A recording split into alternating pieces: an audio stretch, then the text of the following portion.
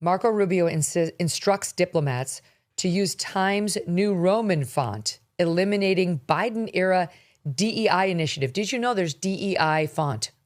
I did not. By the way, I don't think the takeaway of this story should be that Calibri is woke. Exactly. But I totally get where Rubio's going on this. Yeah. Calibri is like skinny with softer edges, and it looks a little more feminine, I'd say. Well, look, here's my overall take on this, because I understand what Rubio's doing. I'm sure when people heard about this, you could imagine the attacks. Like, you're running state, and this is what you're going to spend your time on. But it does matter. And you know firsthand, when I am working on these books, Simon & Schuster and I spend time on the font. Like, it's got to match the mission.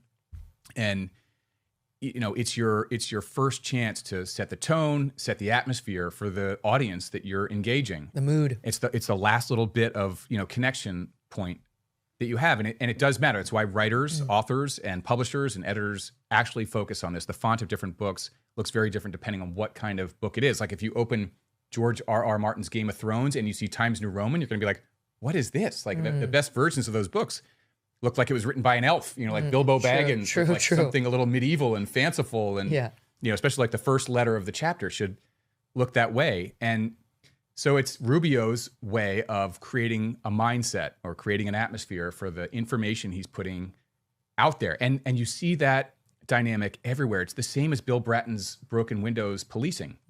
You walk into a neighborhood that's full of broken windows and graffiti on the walls and trash on the streets, and that creates a mindset and an atmosphere for crime. And Bratton and others before him have proven that if you fix the windows, paint the walls, clean up all the trash, and have this beautiful neighborhood, you prevent crime before it starts. And it's that same dynamic. It seems like a small thing, but setting that tone, setting the atmosphere matters. Like strong, robust language or so I get why he's doing it. If he was going to, the only change I would make is he shouldn't go back to Times New Roman. He should do like the Bilbo Baggins handwriting for all of our state communication. But actually, that reminds me of a story you were telling me the other day. It's the same thing of like the small tonal things.